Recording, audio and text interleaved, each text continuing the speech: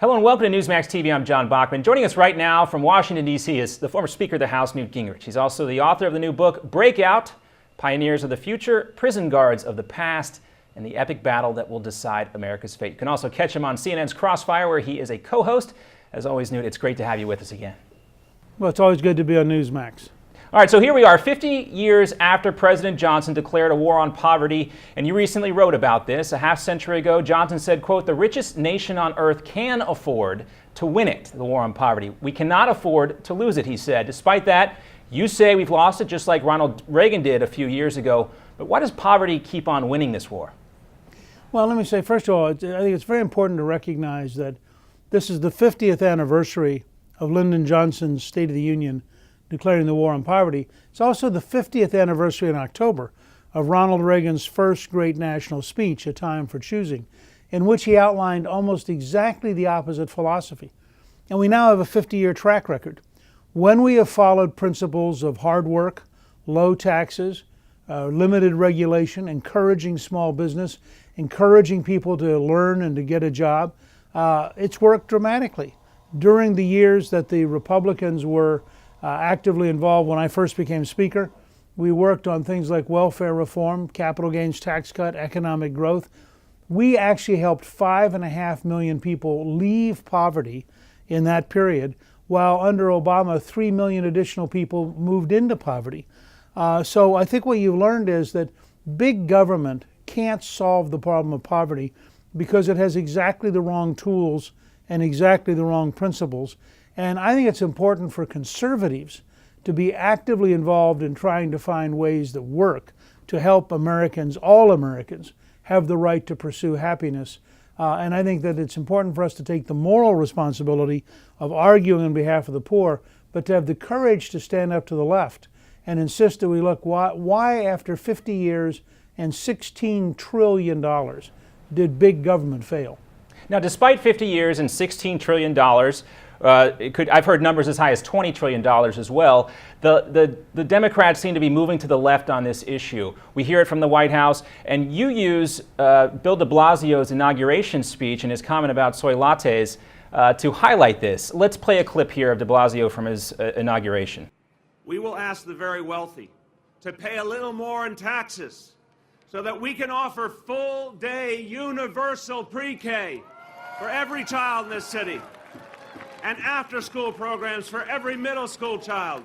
Those earning between $500,000 and $1 million a year, for instance, would see their taxes increase by an average of $973 a year. That's less than $3 a day, about the cost of a small soy latte at your local Starbucks." Let me ask you, de Blasio talking about raising taxes on the wealthiest people in New York, what should he be talking about, not the stuff that you mentioned, but what should he be talking about as a Democrat to solve this issue? Look, as Congressman Majority Leader Eric Cantor has pointed out, Mayor de Blasio is going in exactly the wrong direction. We know that school choice, that charter schools, that opportunities for parents to have a role in their children's education is working. It's working in New Orleans, it's working in Philadelphia, it's working in Washington, it's working in New York. And we know that Mayor de Blasio, paying off his teachers union allies, is going to adopt very strong anti-parental choice, anti-charter school positions. Exactly the wrong direction if you want to help poor children learn. But there's something deeper. Remember, the war on poverty was a great success if you were a bureaucrat. The war on poverty was a great success if you were a bureaucratic employees union, because they were the big winners. They got the money, they got the jobs, they got the power. So they're very happy to expand their empire, even if it doesn't help the poor. Now this seems to be the issue, the first issue that's really kind of the battle line in the 2014 election cycle. I want to play a clip also here of Senator Marco Rubio talking about poverty. Now, in the coming months, I'll be detailing many of these ideas, and I hope that you will join me in that discussion so that 50 years from now, nobody in America will be trapped in a life of poverty. What's your take on Rubio choosing to address this issue kind of head on like this? Well, I'm glad that Senator Rubio is addressing the issue head on. I think every conservative in the country should address the issue head on. First of all, for a moral reason. we're the ones who say, and the Tea Partiers are the strongest, that our Declaration of Independence says we're endowed by our Creator with certain unalienable rights, among which are life, liberty, and the pursuit of happiness.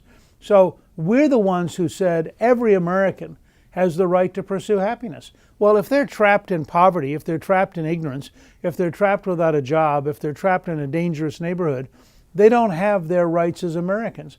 I think we should be the leaders, the champions, of helping every American rise, helping every American have a better future. And we should say the answer to inequality is to level up by having everybody get a better job, a better income, a better future. The left wants to level down by taking away from one group to give to another. Now, Rubio says he wants to repeal Obamacare, provide more affordable health care, save and strengthen our retirement programs, create a new, quote, new opportunity to society in America. Those are all things, we've heard before from Republicans. Rubio also says he's going to be, laying out his plans. Here's when he talks about that. He says that 50 years from now, no one will be living trapped in a life of poverty if the nation moves to the right. Now, if Rubio is going to lead on this issue, on poverty, income inequality, etc., however you want to phrase it, what specifically do voters need to hear from him as he lays out those details? I think we need to lay out plans that create a clear choice. We need to show you how we would help improve the life of people. One of the factors is that very expensive big city governments make life more expensive for the poor.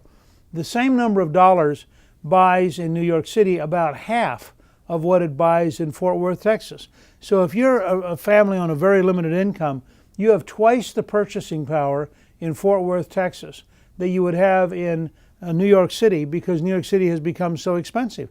And a lot of that expense is big government unions who have raised the cost of doing everything, created work rules that are expensive, and limited the choice of people. So I think we should stand for a lower cost of living combined with a higher take-home pay, and we should stand for small businesses being able to create jobs everywhere, including helping people get off unemployment by creating their own businesses.